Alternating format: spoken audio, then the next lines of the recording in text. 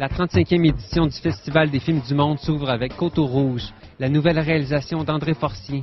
Nous sommes à la première mondiale du film où nous avons rencontré le cinéaste et les différents comédiens. Ça a ça de particulier de travailler avec Marc-André. La plupart des personnages que je travaille en général, ça me demande ou ben ça me donne envie finalement d'aller fouiller la réalité, tout dépendamment du métier de mon personnage ou de qui il est. Mais Marc-André, c'est tellement particulier comme univers, c'est tellement un univers qui lui appartient, que tout ce que j'ai envie de faire, c'est de parler avec lui finalement. Donc lui, c'est comme s'il avait déjà fait le travail d'aller fouiller la réalité pour arriver avec sa vision de la réalité, donc sa vision de l'histoire de Coteau Rouge, plus ou moins. Et puis là, moi, faut que je comprenne sa vision à lui.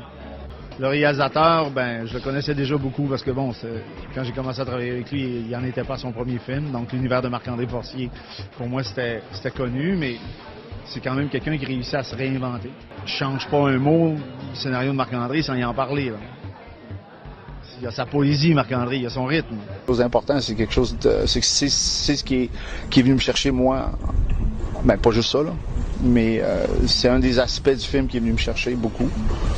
Puis surtout aujourd'hui. Je pense qu'il y a de plus en plus de systèmes, de corporations, si on veut, qui sont de plus en plus organisés et qui sont en train de faire ce qu'ils veulent avec les ressources de la planète, qui sont, tant qu'à moi, un bien commun. Et donc, oui, plus que jamais, on a besoin de solidarité. Il faut que les gens se tiennent debout, puis essaient de rester informés le plus possible. Vous saviez que je le voulais à votre garage. Vous me crossez, puis vous vous faites fourrer par votre gang de zos. Hey, tu parleras pas mon mari comme ça, toi, Éric Milzou. La presse canadienne.